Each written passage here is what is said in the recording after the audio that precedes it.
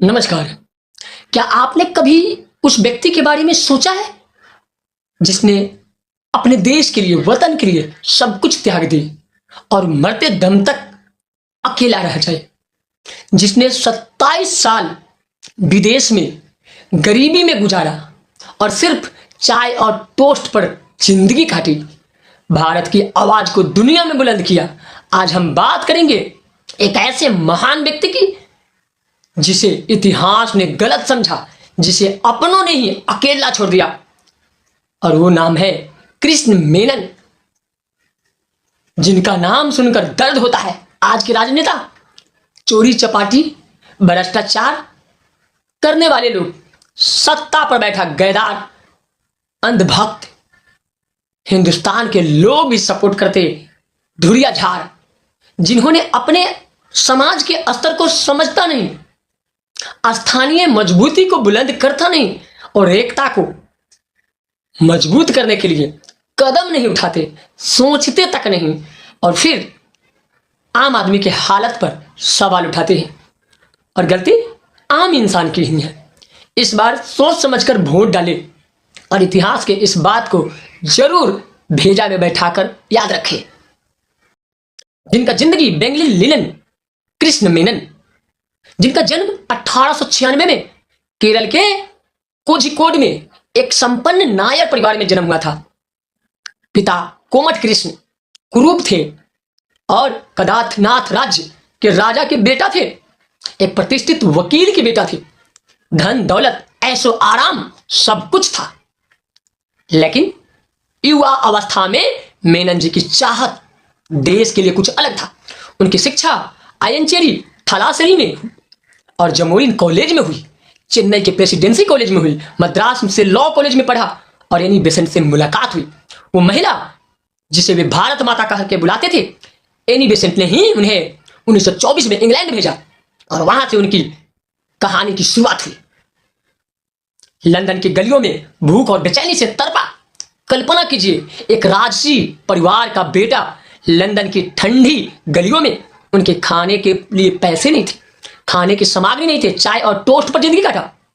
मेनन दिन में 38 बार चाय पीते थे क्योंकि खाना खरीदने के पैसे नहीं थे। एक धनी व्यक्ति के लिए स्वैच्छिक भूखमरी किसी दुख कहानी से कम नहीं है। 27 साल, पूरे 27 साल उन्होंने लंदन में गुजारा। अपनी जड़ों से कटकर, परिवार से दूर रहकर अकेले जिंदगी जिया। शादी नहीं किया, उसके पास कोई बच्चा नहीं, कोई पत्नी नहीं, और अपना घर सब कुछ त्याग दिया। एक जुनून भारत की आजादी ने, भारत की आजादी के लिए जान लगाया। लंदन स्कूल ऑफ इकोनॉमिक्स में प्रोफेसर रहे और होरेक्टर लॉस्की ने उन्हें सबसे बेहतरीन छात्र कहा। 1934 में सेंट पेलेंस बरो में काउंसिल के लेबर पार्टी काउंसिल बन गए और उनका असली काम था इंडियन लीग की स्थापना करना। 1928 में मेनन ने लंदन में इंडिया लीग की स्थापना की, जो भारतीय आजादी या भारतीय स्वतंत्रता संग्राम का विदेशी मोर्चा बन गया। जब महात्मा गांधी, नेहरू भारत के जेल में थे, मेनन लंदन में अकेले लड़ रहे थे। ब्रिटिश सरकार उन पर नजर रखी थी। MI5 उनकी हर गतिविधियां पर जासूस करता था, लेकिन मेनन साहब थके नहीं, रुके नहीं, टूटे नहीं। उन्होंने पेंगुइन बुक्स की सहायता का बेहतरीन संपादन किया और इम्प्रिंट, जिसने ब्रिटिश साहित्य को आम जनता तक पहुंचाया। लेकिन किताबों से ज्यादा वे विचारों के योद्धा थे। उनकी अटूट विश्वास और भारत की आजादी की लहर, जज्बा, उसको सल्यूट और सलाम करना चाहिए। लेकिन क्या आप जानते हैं कि उन महान व्यक्ति की सबसे बड़ी लड़ाई खुद से थी। मेनन को गंभीर डिप्रेशन था। वे बार बार नर्वस हो जाते थे, ब्रेक डाउन के शिकार हो जाते थे। 1935 में वे लंदन के अस्पताल में भर्ती कराया गया उन्हें बचाने के लिए। 1951 में नेहरू ने पेरिस में मेनन को देखा। वे लड़खड़ाते हुए कमरों से निकल रहे थे। उनकी हालत इतनी गंभीर थी कि लोगों ने पूछा कि क्या वे नशे में हैं। मेनन ने नेहरू को कई बार बताया था, आत्महत्या की धमकी दी थी, लेकिन कोई असर तक नहीं पड़ा। यह दर्द कहां से आता था? उनके पास कोई नहीं था, न खाने का फौज, न रहने का फौज, न अपने लिए कुछ बनाना। कोई साथी नहीं, कोई सच्चा दोस्त नहीं, सिर्फ नेहरू थे, जिनके हाथे वे घंटों पत्र लिखते थे। नेहरू के बाद मेनन के पास खालीपन जिंदगी रहा और उन्होंने भी कुछ कर नहीं सका। संयुक्त राष्ट्र में भारत की गर्जना यानी आजादी के बाद मेनन भारत के पहले हाई कमिश्नर बने लंदन में। 1947 से 1952 तक, फिर संयुक्त राज्य में भारत के प्रतिनिधित्व किए 1952 से 62 तक। उन्होंने इतिहास रच डाला। 23 से 24 जनवरी 1957 को कश्मीर के मुद्दा पर मेनन ने संयुक्त राष्ट्र सुरक्षा परिषद में 8 घंटा का भाषण दिया। यूएन इतिहास का सबसे लंबा भाषण बन गया।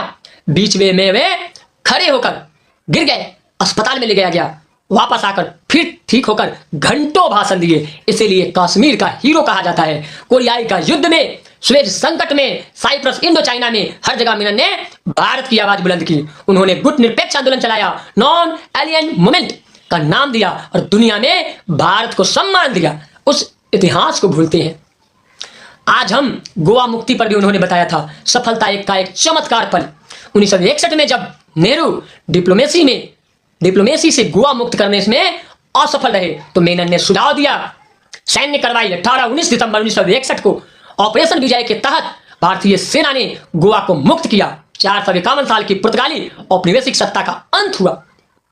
यह मेनन की सबसे बड़ी सफलता थी।